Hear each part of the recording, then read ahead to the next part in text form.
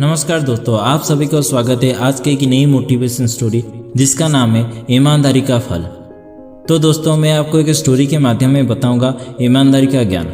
बिना समय गवाए स्टोरी को शुरू करते हैं। काफ़ी समय पहले की बात है। प्रतापगढ़ नाम का एक राज्य था।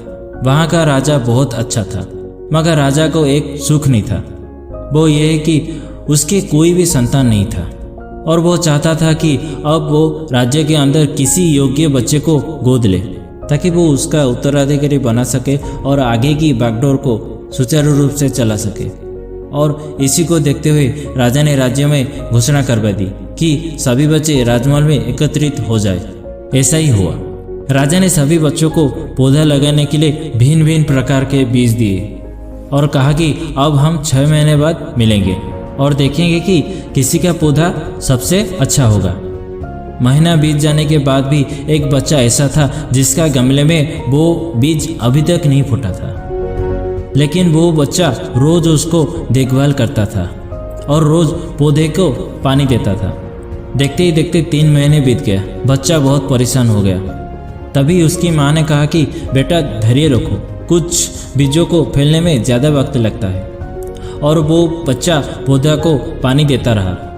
6 महीने के बाद राजा के पास जाने का समय आ चुका था, लेकिन वो बच्चा डरा हुआ था कि सभी बच्चों के गमले में तो पौधा होगा और उसका गमला खाली होगा।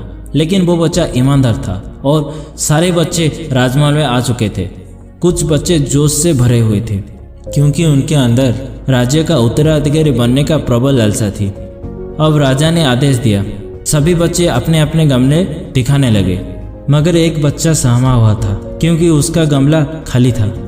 तभी राजा की नज़र उस गमले पर गई। राजा ने उस बच्चे को पूछा, तुम्हारा गमला तो खाली है? तो उस बच्चे ने कहा, लेकिन मैंने इस गमले की 6 महीने तक देखभाल की है।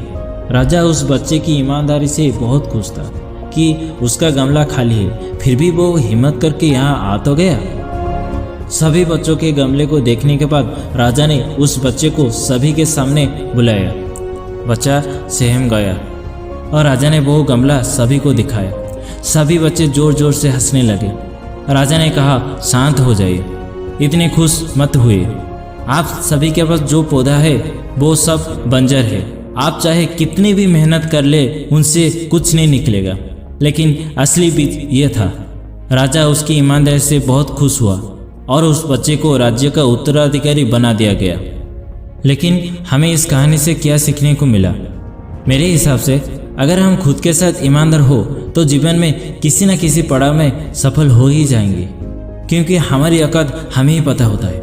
हम खुद को पागल बनाकर खुद की ही नुकसान करते हैं। फाइनली मुझे उम्मीद ये है कि आपको भी ये मोटिवेशन स्टोरी अच्छी लगी होगी। अगर आप और भी मोटिवेशन स्टोरीज के बारे में सुनना चाहते हो तो आप बिल्कुल सही जगह पर हो।